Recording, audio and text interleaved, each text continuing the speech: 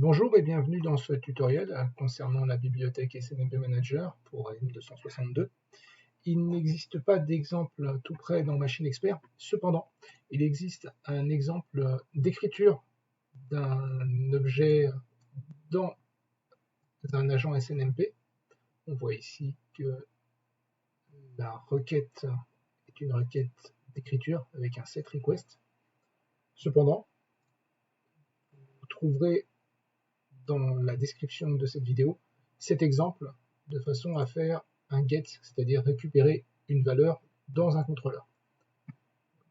Je me connecte au contrôleur. Oui.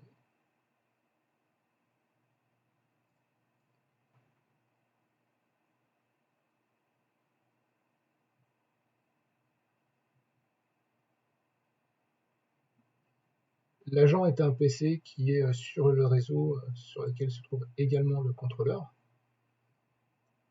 Et donc, tout d'abord, il faut activer le bloc fonction, puis exécuter la commande. Donc la commande va être une commande getRequest en utilisant la version 2C du SNMP.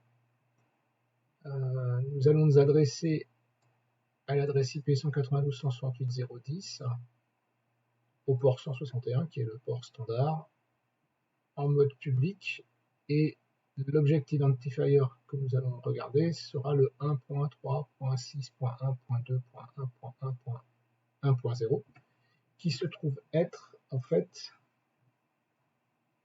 la commande sysdescription. Voilà, donc on active la commande. Ce qu'il faut que nous regardions, c'est le résultat ici. Donc, exécution. Voilà, donc on retrouve ici l'object identifier que nous avions écrit en input et là que nous retrouvons en output avec le Q. On retrouve bien l'adresse IP et on retrouve dans la requête hardware Intel 64 family, ainsi de suite. Si on regarde, nous voyons également donc dans PowerSNMP, nous voyons également la même ligne. Donc là, nous allons regarder par exemple le sysname, donc 1.5.0 à la fin. Donc, ici, c'est SOID qu'il faut vérifier. Voilà. Et donc on remplace par un 5. Je valide.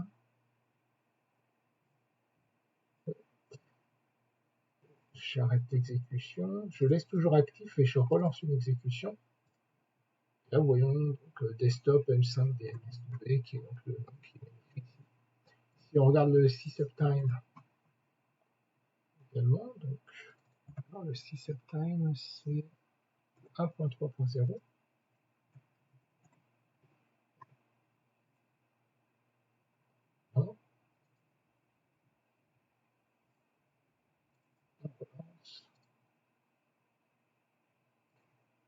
Alors, la seule chose c'est qu'ici donc c'est une requête dans une chaîne de caractères. Or, la variable est une variable entière, donc nous allons modifier ici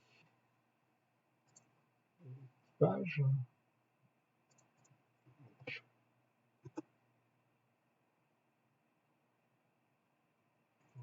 C'est un entier. Voilà.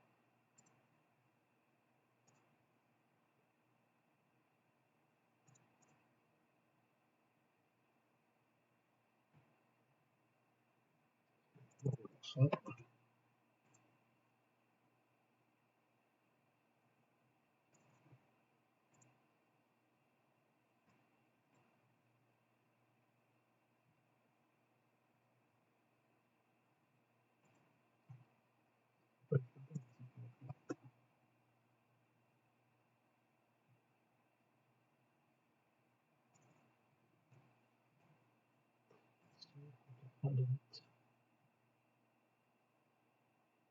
Je n'ai pas vérifié.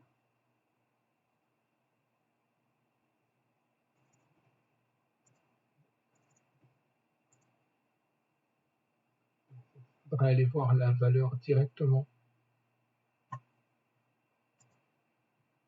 en hexav de façon à avoir la valeur réelle.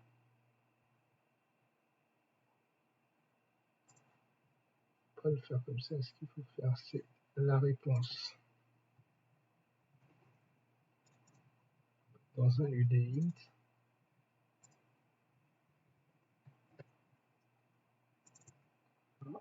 Ici, je vais laisser le texte string parce que ça peut être là. Le typage au text string doit correspondre au typage de l'entrée, et non pas au niveau de la sortie. Et je désactive. Ah, non, erreur de ma part, je suis déconnecté.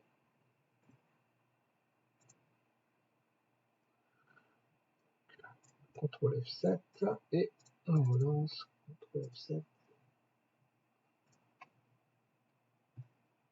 Non.